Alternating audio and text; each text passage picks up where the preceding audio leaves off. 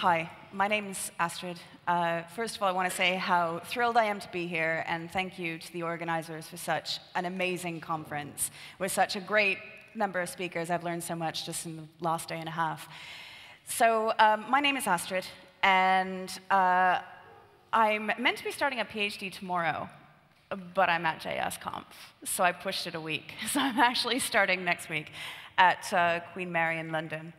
My area of specialization is media technology, and that's my website, astridbin.com. You can see the stuff I do, and on Twitter, I'm Astrid. And what I'm going to be talking about is how JavaScript can influence how we tell stories, because I really feel that storytelling is changing for the first time in about, well, I mean, it's evolved over the last 100 years, but it's starting to undergo a real change. And JavaScript's one of the technologies that can really help with this or inform this change. So that's what I'm going to be talking to you about today. Now, first things first, I'm not a developer.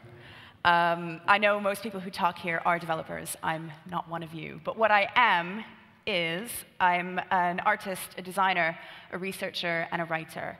And when I say researcher, I mean it's such an ambiguous term, but really what I mean by that is noticing trends in culture, noticing trends in creative output and in culture in general, and identifying where more work can be done. That's really what I do. Everything I'm talking about today, I'm going to talk about 2 of my projects and 1 project by somebody else that I've never met. But when I talk about my projects, these projects aren't just by me. I actually work with a partner. This is Pete. He is a developer. Some of you might know him. He's a front-end developer and digital artist, Pete Hockey. He's we do a lot of creative work together, and we're also married. But you can find him at petehockey.com, and on Twitter is Pete of Republic. And we kind of work together in these sorts of digital projects, so that's what I'm kind of going to talk about today. When we talk about storytelling, we've really got to talk about where do we get these ideas of what a story is and how a story works? Because, I mean, stories have been around since the beginning of time, but we all understand stories in very specific ways. And one of the biggest influencers on that is, of course, Hollywood. And I know we all want to think, well, Hollywood's not the be-all and end-all of stories, but it has been the most influential thing in the Western world on storytelling in the last 100 years. And its advances in its own technology and its creative manipulation of that technology has been really, really influential. So I'm going to talk about how the Hollywood model of storytelling is starting to break down and where technologies like JavaScript can kind of get in there and push forward and change how we use and how we approach stories. Now, the Hollywood story, a million PhD theses can be written on this topic of how Hollywood tells stories. But I'm going to talk about 3 really specific, tiny little points, but this isn't by no means exhaustive. First thing is that with the Hollywood model, stories are meant to be consumed in a specific venue. And there's also that stories are consumed passively by the audience. That you see, even when you rent a movie or you download a movie and you sit at home and watch it, you're sitting in front of a screen in a chair. There's a posture associated with it, a physicality associated with it. And the third thing is that stories are dependent on chronology, and they're designed to deliver an emotional response. And there's very specific reasons for all these things. But right now, what we expect from stories, and more importantly, what counts as a story, is changing. And when you have these 3 elements of Hollywood storytelling, they kind of break down to 3 really simple ideas, which is where we experience stories, how we experience them, and what purpose stories serve. So that's really the 3 elements that I'm talking about and where they come from. The first question is where. Where do we consume stories in the Hollywood model?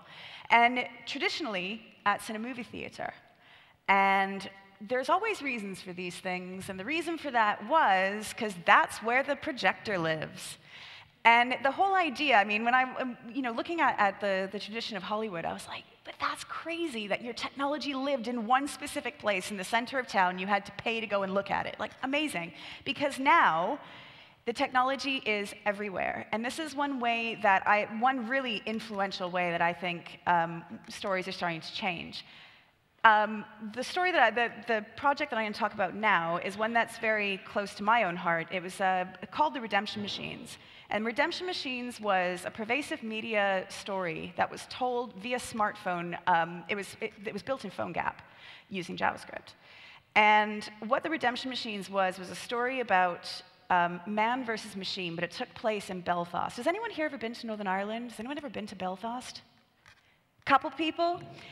Now, what everybody knows about Belfast is that, it's the Troubles, and there's been a civil war there for, decades. But what people tend to forget, even people that live there, is that 200 years ago, Belfast was the wealthiest part of Britain, and it was actually the center of British technology and engineering.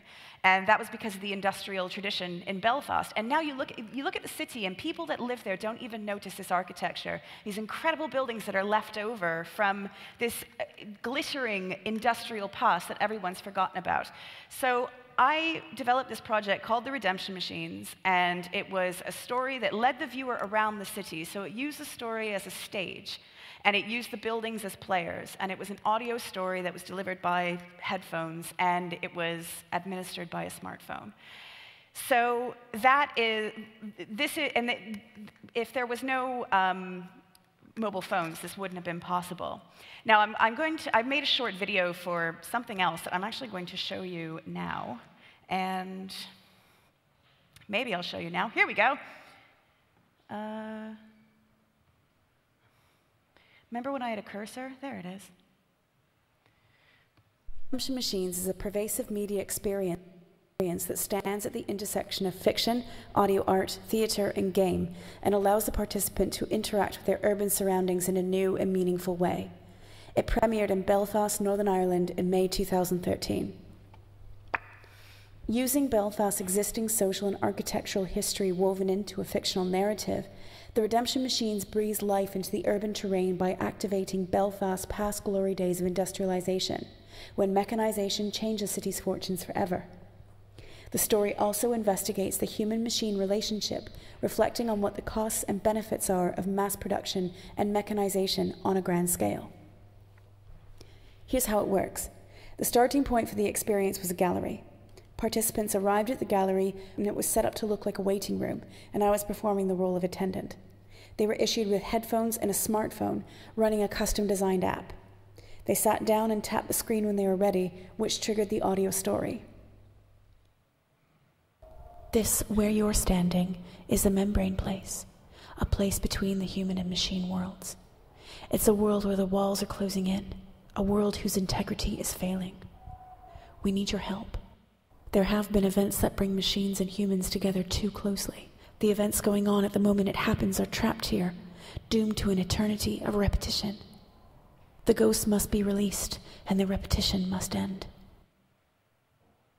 The participant departs from the gallery and moves around the city to a variety of stop points, checking in with the app each time to receive the story's next chapter. The first stop near the gallery is Belfast's oldest public building, now a disused eyesore. It has not always been this way, and it was originally used as a meeting place for those made wealthy by the products of industrialization. If you can stare past your own reflection, you can see an empty room. There are ghosts here, and they're having a party. The ghosts sip deeply from their bottomless glasses of good drink, and the scent of fresh-cut flowers lingers in the air. The sunlight comes through the window. These ghosts were once human beings, raised to the upper classes by the machines they commandeered. Steam power somewhere else does the work for them, and the humans that stoke those great fires live a very different existence. But now, just look at them, twirling and eating, having the same conversation. The dance begins again. Not far away is Bridge Street, an unremarkable thoroughfare that sustained a direct bombing hit during World War II, during which Belfast suffered the highest numbers of civilian casualties in the UK outside of London. Starting at 10 p.m., wave after wave of landmines and incendiary explosives rained down on the city, and the planes kept coming. Bridge Street, where you are standing, was obliterated by a direct hit. This was a high-density working-class area, reduced to dust and rubble. Humanity had learned to fully wield machines as weapons of war, as instruments of mass destruction. So that was the redemption machines. It was something that allowed the viewer to stand in the environment of the story world. And this kind of goes against, this is what one of the most exciting things about mobile technology, I think, is the ability to place viewers within the story world instead of having to look at a screen that's a window to a fictional world. And uncoupling the storytelling experience from the theater, or from a seat, is, I think, that's something that is really important. And that was built in PhoneGap. I wrote it, recorded it, produced it, designed the interface, and Pete implemented it in PhoneGap using the PhoneGap API. I know everyone has diverging opinions on PhoneGap, but without PhoneGap, that wouldn't have been possible. Just let me, how do you even? So that's the redemption machines. The other thing that I'd like to talk about is how we confront stories, how we consume them. And traditionally, the audience sits in a theater seat and watches a movie and passively consumes it. And we're supposed to have this sort of, emotional experience with a room full of strangers. And however, one thing that I've been really interested in is how the audience, how the person experiencing the story can influence it. And the reason traditionally is because the story is independent of the audience and it happens to them. So I started playing with how the audience can happen to the story. And now the story can respond to the viewer. And this is one thing that I've been really interested in with browser games, actually. And there was one thing that Pete and I, again, produced for a Microsoft Game Jam called Dark Tower. We wanted to produce an audio-only game. And I realize I'm showing you a bunch of audio stuff, so you're just listening to me like blah, blah, blah this whole time. So just bear with me. But Dark Tower was a game that has almost no interface, and it's all audio. And the idea was to create a immersive audio environment. And we did this with the library Buzz.js, which allows you to turn on and off various audio files in response to events. So what I will do is I will show you a little bit of Dark Tower. Dark Tower is played in the browser, and the whole idea is that this is atmospheric. And the idea is that you wake up in the top of the tower, and you've got to find a way to make it down to the bottom, but you can't see anything. You can only listen. And it's kind of a horror story, so each room has its own, gross things that you only experience by audio. But I'll show you a little bit now.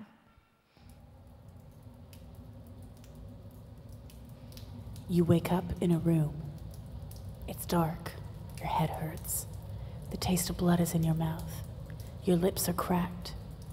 Something is poking into your back. You are crumpled on a metal bed frame that is pushing its springs into your body. You become aware of something on your face, something wet.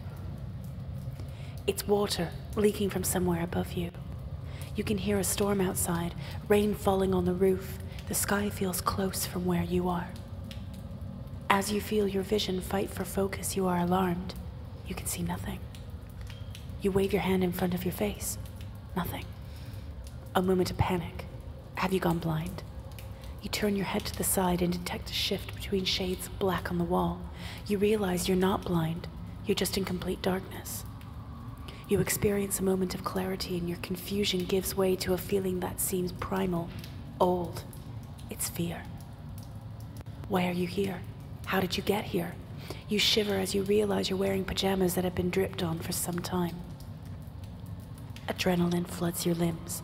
Panic grips your heart. You are overcome with a desire to get out of here. But how? The fear bubbles up inside you, and you want to yell out, shout into the darkness. Maybe someone will hear you and help. So now there's a choice. Do you want to shout help, hello, or is there anybody there? What do you think? Is there anybody there?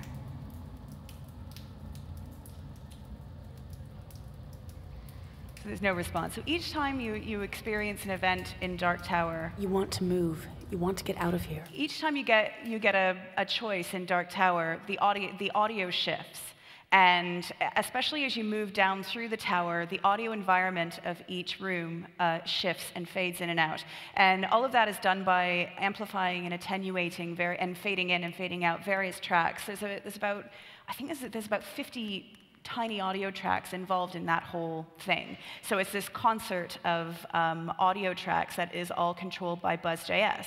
And the great thing is that because it's not one long audio track, it can really respond to the viewer's actions and button presses. Hang on a second, I've lost a cursor. There it is. So that was Dark Tower, and as I said, like usually when you produce audio, you have all of these different discrete tracks and you mix them all down to one track. Whereas with Buzz.js, what we did was we had all of these different tracks going on at once, and depending on the events that happen through the viewer, they turn on and off, they fade in and out. So this was great to create like a really atmospheric and rich audio environment, and it's also, the best part, it's really easy to edit. If you have one mixed down track, if you need to make a change, you've got to like go back into the DAW and like fix a little bit and then mix it all down again and export it. Whereas this, you can change just a little bit. Like the beginning part there that I was showing you, I think there were 7 audio tracks playing at that point. There's a wind, there's a mechanical roar, there's the rain, there's the vocal, there's like all this stuff going on. And if you want to change or adjust any of that environment, you only have to edit one little track, put it back into the app, and then it accepts that change. So that was what Dark Tower, and that was something that I was really inspired by audio-wise, was this idea of being able to respond to audience events. Now, the last thing I'm going to talk about is what purpose there is with stories. And stories have always been used by Hollywood in a very specific way, and a lot of those reasons are economical, is that they want to sell tickets. So there was this idea of using a story as an emotional experience that you need to experience in a specific place, in a specific way, and the reason you did that is because you want people to sell tickets, to buy tickets to have that experience. There's a lot of economical reasons behind why we've been experiencing stories in this way for all through the 20th century and even till now. And so what counted as a story was a story with conflict that elicits an emotional response. Now, if anyone's interested in movies, or you're interested in storytelling, has everyone heard of Joseph Campbell? Does everyone know Joseph Campbell? He wrote this book called The Hero with a Thousand Faces. And if you're at all interested in writing, or stories, or screenplays, or movies, read this book. Because what Joseph Campbell did, he was a sociologist and a comparative literature expert, and he went and looked at stories from like ancient myths like Beowulf and like, oral history myths, all the way up to Hollywood movies in the 20th century. And he picked out what are the parts, what are the things in stories that human beings respond to. And his ideas were taken on board completely by Hollywood and really have influenced the way that Hollywood structures stories. There's always a hero who has a quest, and then he starts the quest, and someone gives him something, and then he goes on the quest, and he has this big ordeal. He might meet people along the way, then he enters the belly of the beast by himself, and he overcomes it, and then he returns, this hero thing. And this is true from like, Beowulf to Gone with the Wind to The Matrix to Wizard of Oz. This model of stories is very, very pervasive. And so, but these stories have always been used by Hollywood to sell tickets, and that there's an emotional response there. That's what the audience is getting, is this emotional experience in a very specific context. And all of that there's very clear economic reasons. But now stories are not only used for emotional response, and not only used to communicate these chronological events, but also they can be applied to all sorts of things. And because we're uncoupling stories from this, stories are appearing everywhere. They're not only delivered to us by, media giants. Stories can be applied to all kinds of interesting things. And when you think about chronological events, what struck me when I started thinking about, all right, well, what is a story? If it's a series of chronological events, then lots of things are stories. Instructions are stories. Methods are stories. Procedures are stories. And so what is it that makes those things different? Or how can we bring story elements to a set of instructions to make them more interesting or more appealing? And one of the most beautiful examples I've seen of this is something called Penguin Navi. This was a project that was done in Japan. And I'm just going to show you the video because I don't even think I can explain it. This is Tokyo. How could you ever find a 35-year-old aquarium here? There are so many thousands of things to do. Even worse, the aquarium is almost a kilometer from the station. But that was our job. We had to attract the visitors to the aquarium and make sure they could find it. Idea! Let penguins bring people to the aquarium. So we created GPS penguins. By using AR, GPS penguins will show you the way to the aquarium. So cute! People can't help but to follow them. What an amazing sense of road direction. We human beings are magically drawn to cute animals. Human instincts meet new technology. It was a world first, motion capture technology applied to penguins. Our GPS penguins walk exactly like real penguins. Genuine penguin movement. 手をこう左右に振って重心取りながら歩くんですけども、科学的にデジタルでうまくこれで証明されたことになりますね。Result: mobile phones changed boring point-to-point travel into entertainment. Just follow the penguins. You won't notice other distractions. You'll arrive at the aquarium before you know it. Look, people continue coming today with this app. ナビゲーションアプリペンギンナビの GPS penguins were a hot topic in many media.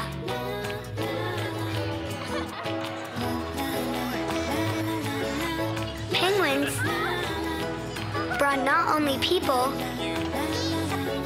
but also smiles.